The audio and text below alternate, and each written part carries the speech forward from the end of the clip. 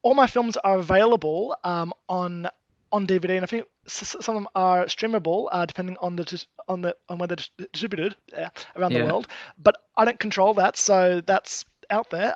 Search and you shall find. But I'm at a point where I don't necessarily have to keep all my cards close to my chest anymore. I can Yeah. start to think, could I put this stuff onto a platform to stream and view without asking for a monetary gain? And I'm like, Yeah. well, I do want to do that because what good are my films to me if they're sitting behind a paywall?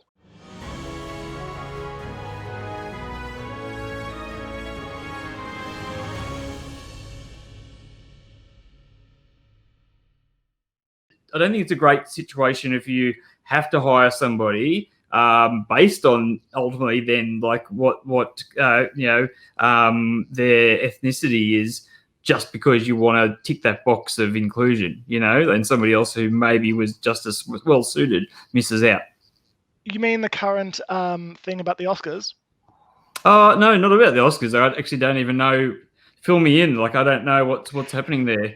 It was just announced that to qualify for Best Picture in 2024, that I hope I did this right, that to qualify, the film has to include actors or people of an underrepresented group or minority. Um, and I just saw these comments explode with, would something like Gone with the Wind in 1939 qualify today? Probably not. But there was representation, but it wasn't necessarily good representation. And Mm. then the film that started the door for me, Titanic, in 1998, when that won so many Oscars, it was about privileged white people on a boat. So Mm. it, it probably wouldn't win Best Picture if you give it that sort of caveat. But Mm. that's all politics. And as a Mm. filmmaker, I personally have found that I stir up enough people with my provocativeness as opposed to talking about politics. But I think there's a certain good intention there where they're trying to open it up to creatives who aren't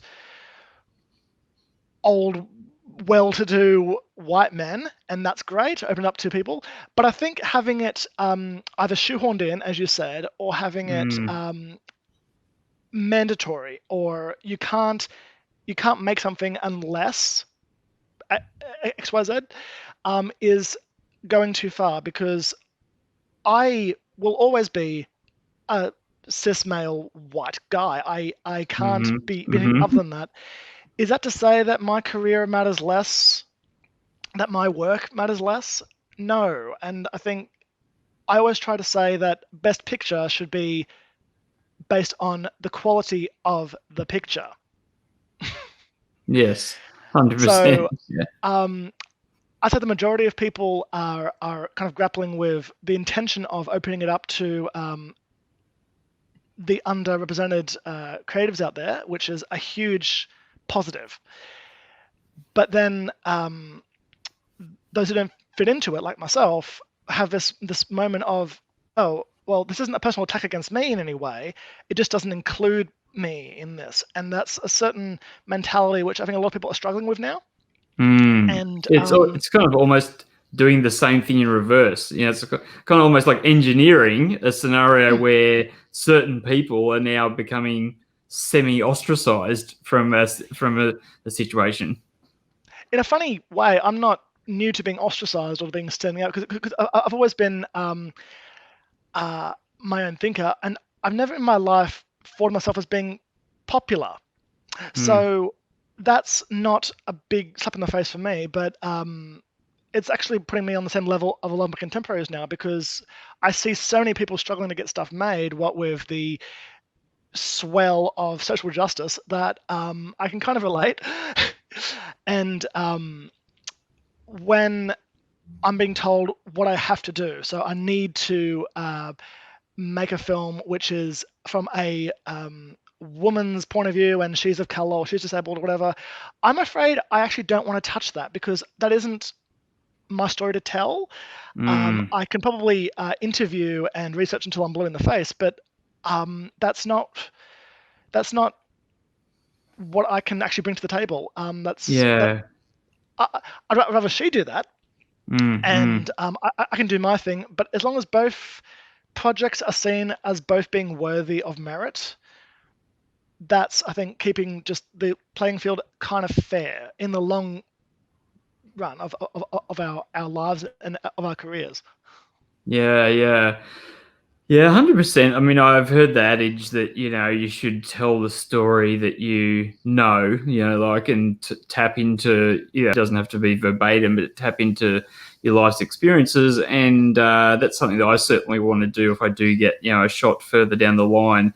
I guess right now I'm really driven to launch Flicks for Good, and that's my kind of social justice piece, to set up a video streaming service that can raise money and awareness for different people and causes around the world, and give filmmakers a fair platform to screen their films where they're not getting ripped off, and hopefully raise money to give to filmmakers to actually get their films made. So that's the ultimate goal. That's kind of really taken hold of me in this last 3 months. It was sort of came about because of the COVID situation, and I was just nothing was happening, and I was like, right, okay, what's going on? There's all these problems in the world. I was like, okay, well, businesses are about solving problems. Like, what could I possibly do?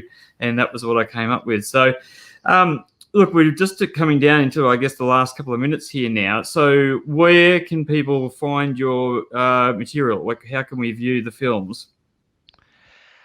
Good Lord. I do know that this is a situation which I am actually personally facing right now. All my films are available on DVD, and I think some of them are streamable, depending on where they're distributed around the Yeah, world. But I don't control that, so that's out there. Search and you shall find. But I'm at a point where I don't necessarily have to keep all my cards close to my chest anymore. I can yeah, start to think, could I put this stuff onto a platform to stream and view without asking for a monetary gain? And I'm like, yeah. well, I do want to do that, because what good are my films to me if they're sitting behind a paywall all the time? Yes, yeah, There was a time when I needed that to make a revenue and to get stuff funded. I have thankfully reached a success for myself where I don't have to rely on that so much now. yeah, But just keep an eye out. yeah, I find my stuff is often Facebookable with the pages for them, and yeah. just keep linking back to the IMDb, which you didn't get to see, for stuff Yes. that's being made currently. Great. That's awesome. Yeah. Okay. I'll definitely do that. And everybody else can go. And do you go by Davo Hardy on IMDb or David Hardy? I am Davo across the board. Davo. It is my That's uh, good. it is my official name. Yeah. It will be on all my documentation, and I have two issues with it. One is I'm often being spoken as Damo, as you may know, and Yes. I often get I often get Dave O'Hardy, and Okay. I might be of Irish descent, but I don't have O'Hardy in my name. So, yeah, Yeah, yeah, yeah. Well, and it's a great Aussie name as well, Davo. I find it quite entertaining and a lot of the people who actually, a lot of Blake's making some comments today. Mate, Blake, he's actually quite keen on. I might just pull this. Dave, I really enjoy this interview, man. You're a super cool guy. Super excited to check out your work.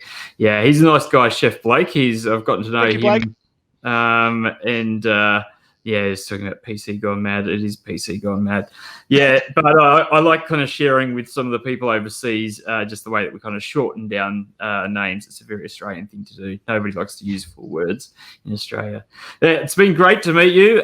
Please, stay in touch. Don't be a stranger. I'm really keen to track the rest of your story, and thank you for being so open and honest with us and letting us sort of get a glimpse into what life has been like for you so far. And I wish you all the best in your future endeavors.